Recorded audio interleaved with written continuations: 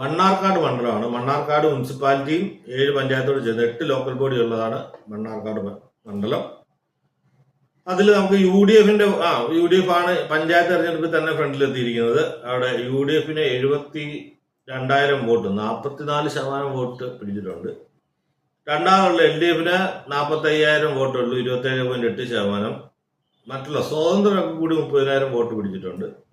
B J P 4ാം സ്ഥാനമാണ്, 16,000 വോട്ടോളം, 10% താഴെ. B J പിക്ക് വലിയ പ്രസൻസ് ഇല്ല. അപ്പം മെമ്പർമാർ നോക്കിയ യു ഡി എഫ് 95 പേരുള്ളപ്പോൾ എൽ ഡി എഫിന് പകുതിയിലും താഴെയുള്ളൂ, 40 പേരേ ഉള്ളൂ. അത് 17, N D A 14. U D എഫിലൂടെ രണ്ടിടത്തും ഒരു മിന്നിയാണ്. നമുക്ക് ഇത് നോക്കാം, ആരാണ് മത്സരാർത്ഥികളുടെ കാര്യങ്ങളൊന്നും നോക്കാം. മത്സരിക്കുന്നത് മണ്ണാർക്കാടില് അബൂബക്കർ മൻസിൽ, CPIയുടെ ഇപ്പൊ സിറ്റിംഗ് കോൺഗ്രസിന്റെ ആണ്, ലീഗിന്റെ സിറ്റിംഗ് സീറ്റാണത്. CPIയുടെ സീറ്റാണ്, എമ്മിന്റെ അല്ല. അബൂബക്കർ മൻസിൽ കോൺഗ്രസിന്റെ സംശുദ്ദീൻ സിറ്റിംഗ് MLA തന്നെയാണ് മത്സരിക്കുന്നത്.